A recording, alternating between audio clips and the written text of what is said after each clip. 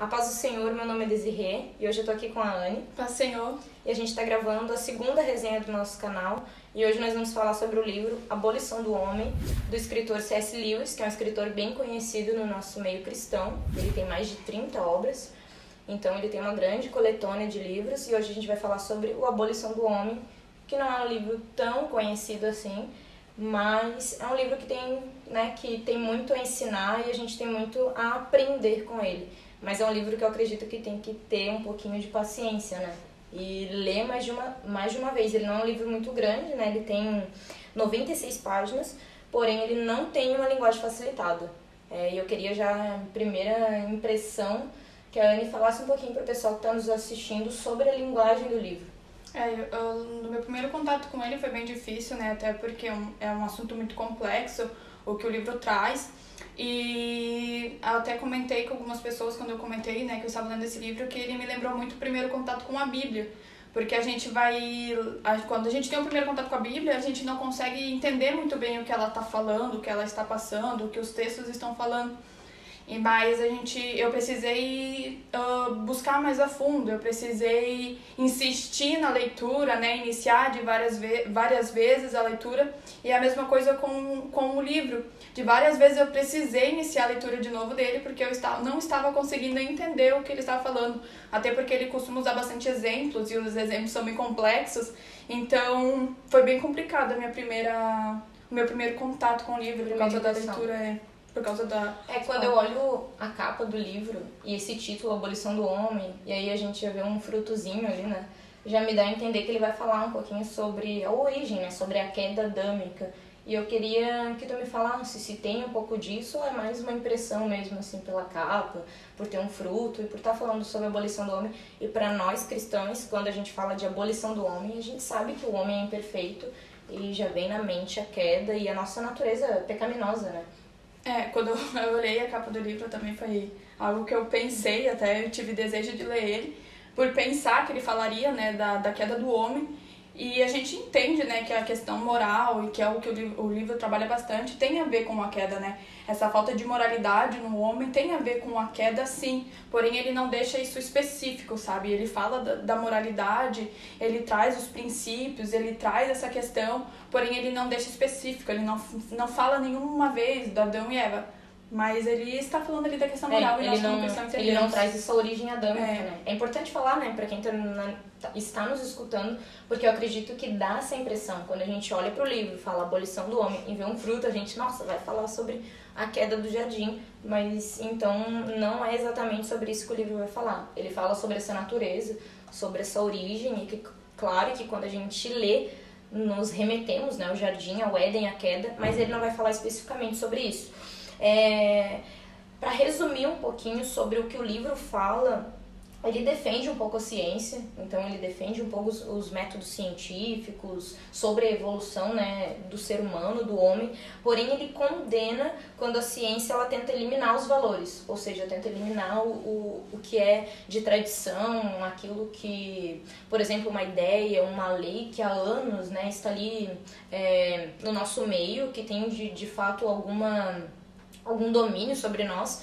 Então ele defende a ciência, mas ele não defende, ele condena quando a ciência ela tenta atualizar, né? Eu acredito que, enfim, uma ideia ou um valor. E como é que tu entendeu, assim, como que tu interpretou, assim, essa ideia do livro? Até no início do livro ele traz nessa questão do livro verde, que é o título que ele não fala especificamente de quem escreveu o livro, ele dá esses nomes, não digo aleatórios, mas ele alegorias, assim. Ele traz essas alegorias, porém ele está falando de fatos reais. Ele leu o livro e tudo mais.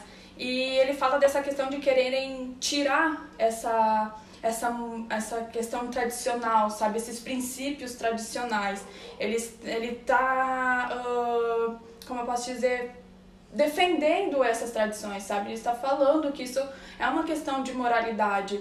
E quando o livro traz, ele quer dizer, ele está meio que excluindo isso. Ele está falando de que o homem não precisa ter esses valores emocionais.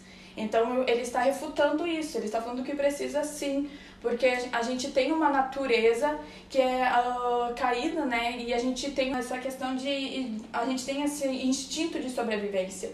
Porém, a gente não pode deixar ser dominado por isso. A gente precisa sim trabalhar com a nossa razão e sim trabalhar com o nosso emocional. A gente não pode querer agir só pela razão, não pode querer agir só pela nossa natureza humana, porque a nossa natureza humana, enfim, a gente sabe que ela é caída e, como eu já falei, a gente tem esse instinto de sobrevivência e a gente é capaz de fazer qualquer coisa por essa sobrevivência. Eu acredito que nem sempre esse instinto, ele vai agir de uma forma moral.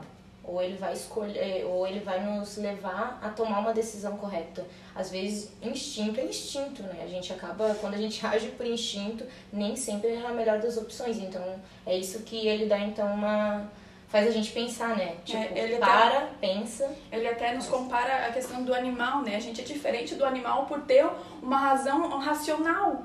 O animal, ele é movido pelo instinto dele. A gente tem o nosso instinto, mas a gente também tem o nosso pensar, o nosso racional. E a gente precisa andar com essas duas coisas, mas sempre em princípios morais, né? E não na imoralidade.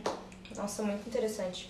E ele é dividido em 3 partes: Homens sem Peito, O Caminho e a Abolição do Homem, que é a última parte do livro. E basicamente fala, né, sobre o título do livro, né? E eu queria que a gente focasse nessa terceira parte, que fala um pouco sobre que a abolição do homem, ela começa na evolução do homem, que apesar de se evoluir em ciência, em métodos, né, enfim, a ciência é muito importante para nós, ela sempre estará submetida a uma autoridade anterior, ou seja, as tradições e, como a gente já falou, a dogmas antigos. À medida que a gente vai se desenvolvendo, vai evoluindo, a ciência vai evoluindo, e isso é maravilhoso, isso nos ajuda muito, mas vai sempre ter uma autoridade superior, que são esses princípios antigos, que é essa questão moral, né? E eu acredito que essa questão moral também é como se fosse um apito que nós temos na nossa consciência, sabe? Às vezes a gente vai fazer uma coisa e a nossa consciência moral, ela já nos... Não faz isso, faz aquilo, porque isso não é certo. Age dessa forma ou age, né, dessa outra forma.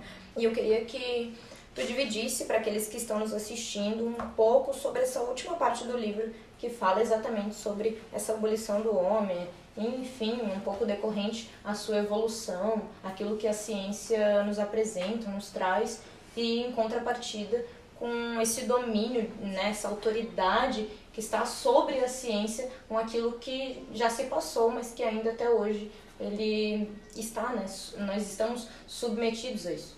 A gente sabe, né, que o livro foi escrito há muito tempo atrás, porém ele reflete muito o que tem acontecido nos dias de hoje, porque a gente sabe que a nossa ciência evoluiu, porém o homem tem decaído muito nessa questão de moralidade. Ele tem buscado cada vez mais por domínio, por querer exercer domínio sobre o outro, tem buscado muito ter o poder de todas as coisas.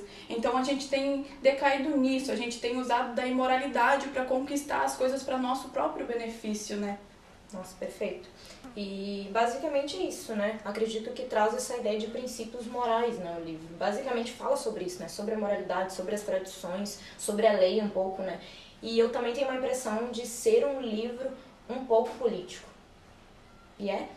Com certeza, até porque dessa questão de domínio, né? Dessa questão de poder, até porque a gente sabe que a gente está debaixo de autoridades, né? E ele traz também esses princípios de nos submetermos às autoridades, porque isso tem faltado. E até na apêndice do livro, que é muito bom você ter uma leitura dela antes de começar a leitura, ele traz essa questão de nos submetermos às autoridades, porém a gente ter esse raciocínio do que é certo e do que é errado, do que ela está nos propondo de certo e de errado. Mas também ele sempre traz um versículo, essa visão cristã sobre esse assunto. Ele traz várias visões, né? Ele não defende só a nossa visão, mas ele defende várias outras que têm os mesmos princípios.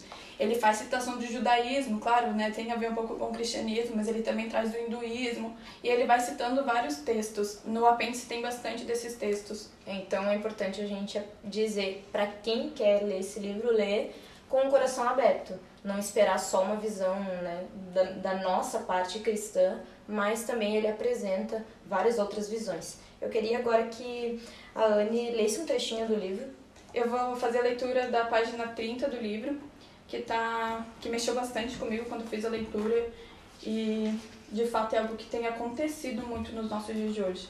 Está escrito assim: zombamos da honra e ficamos chocados ao encontrar traidores em nosso meio. Nós os castramos e exigimos dos castrados que sejam frutíferos.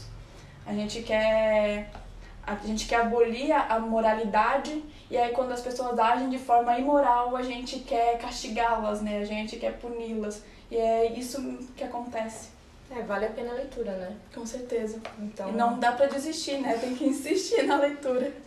Eu acredito que é uma leitura que tu tem que ter paciência, e o importante também é procurar resenhas, né? Eu lembro que quando eu falei no iniciozinho quando a Anne começou a ler esse livro, ela disse que ela procurou resenhas, procurou vídeos de pessoas explicando para que pudesse dar um caminho, né? Uma direção para ela.